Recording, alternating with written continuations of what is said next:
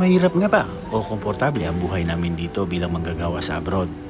Ako pala si Kenzo, ang Bisdak from Davao City. Tara, pag-usapan natin kung ano yung sitwasyon namin dito bilang manggagawa. Bawat empleyado ng mall may mga choice. Choice nila kung saan sila sasakay. Pwede silang sumakay ng car lift, pwede sila mag-train, pwede sila mag-bus. Nasa kanila na lang yun kung saan sila gustong sumakay. Pero kadalasan, nag-aantay talaga kami ng car lift kasi mas komportable sumakay ng car lift. Walang siksikan, may kanya-kanya kaming upuan at mas relax. Pwede kaming matulog habang nasa biyahe. Kaya ako, mas pipiliin kung may car lift kasi mas komportable ako. Mas maswerte ka pa pag yung car lift dumadaan sa tapat ng bahay mo dahil di mo lang kailangan maglakad papunta kung saan man dumadaan yung car lift. Halimbawa na lang ako, kung pasok ko ay 9, dapat alas 8 ng umaga, nasa baba na ako ng building namin para makasakay ng car lift. Pero dapat, make sure dala mo yung agreement. Kasi kailangan, bawat pasahero ng car lift, may kanya-kanyang agreement. Patatakan mo kung anong company mo. Kasi pag may checking, magkaka-fine ka. Hindi lang ikaw, pati yung may-ari ng car lift. Kaya make sure, bago ka sumakay, dala mo yung agreement.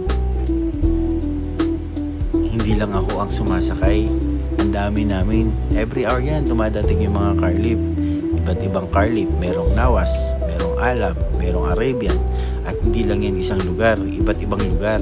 Merong Barriga, Borjaman, Satwa, at marami pang lugar kung saan dumadaan yung car lift.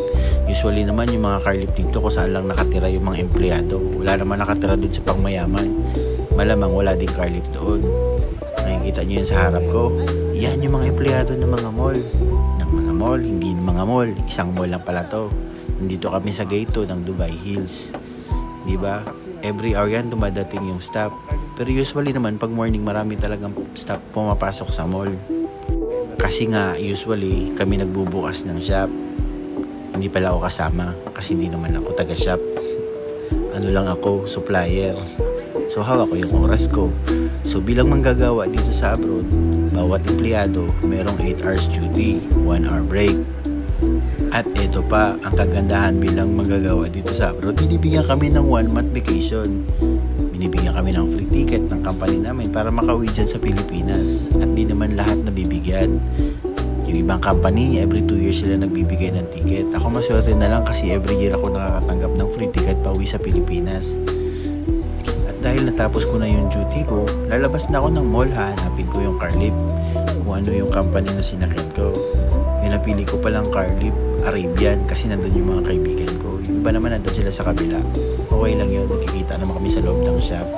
Aswerte mo pag maaga ka nakalabas ng shop, kasi feeling business class ka, kasi nakakapili ka ng upuan kung saan mo gusto umupo, kung saan mas malakas ang AC.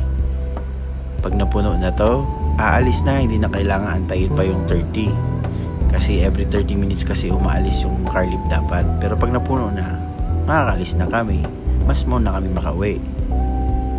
Ngayon, habang nasa biyahe, pwede kang matulog, pwede naman kaya bigyan mo problema sarili mo, mag-isip ka kung anong hapunan.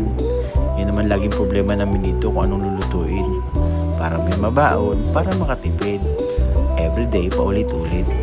Bye.